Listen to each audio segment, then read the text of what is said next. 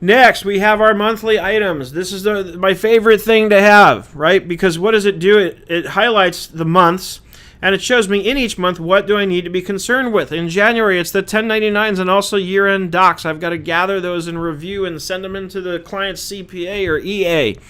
Right? In February, at least in California, I have business tax renewals, and that's the the annual thing that we have to do for the business to pay the local taxes. And then in February, I'm often going to send the books to the client or CPA for review so that returns can be prepared by March 15th for corporations.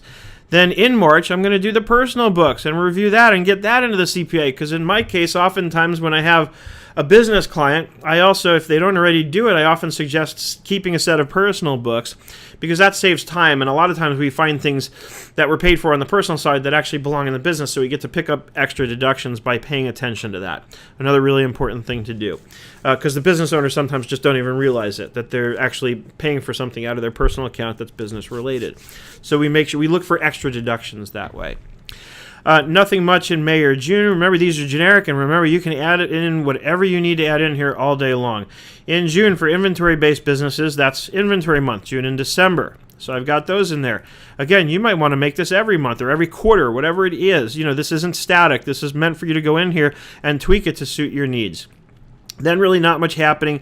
You could put in here something for September and October about, if extensions were filed. And then October, November, December is when we have all the year-end stuff starting. So one, of course, is I suggest starting the review for the 1099s in December, because January comes and goes very quickly, and if you have to chase people for W-9s, you don't often have a lot of time. So get the process done in December, and then the only thing that might happen is a few people during that month might cross over the $600 threshold, so that somebody you didn't have on your list in December actually shows up by January. But your January review then, this one here, will take a lot less time because you did most of the work right up front here in December.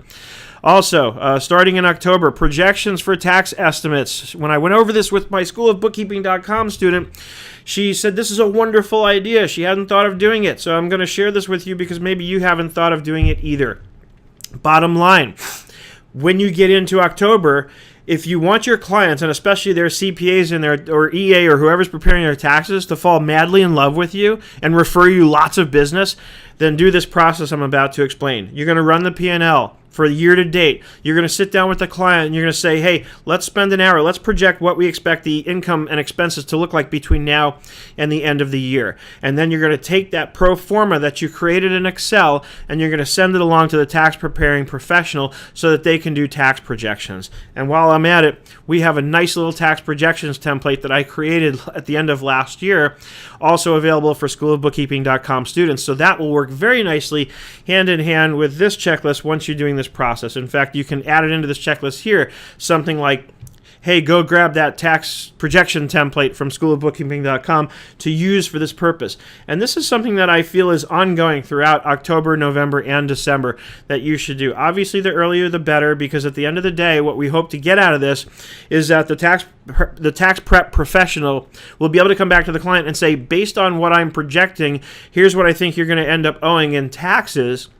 And based on that, we have some time to make IRA contributions or other retirement plan type contributions to do things if the cash is there and available to be used to save money on taxes, to get extra deductions, to take advantage of tax shelters like retirement plans, those sorts of things. Your clients will love you because it's going so far above and beyond what they expect. And at the same time, it's not a huge leap. It's not asking a lot of you to do this. Again, you spend 1 hour at some point on each client between October and December running that year-to-date P&L, dumping it into Excel, and doing the pro forma projections with the client. Make sure the client gets to have their input on that. And then finally, November is when you want to plan to send the clients the books to the client's CPA. It kind of goes hand in hand with this. You're going to send those books in for them to review and do those projections, and so they know, A, that you're on top of things, and B, that they have, again, that opportunity to do the projections. Inventory, again, should be taken in December. A lot of businesses, June and December. And finally, down here, the year-end review process begins. So now in December, we're going to start reviewing the books once again for year-end stuff. We want to start thinking about that in December so that, again, it minimizes the burden of doing that process in January. And that really, should be in here in January as well.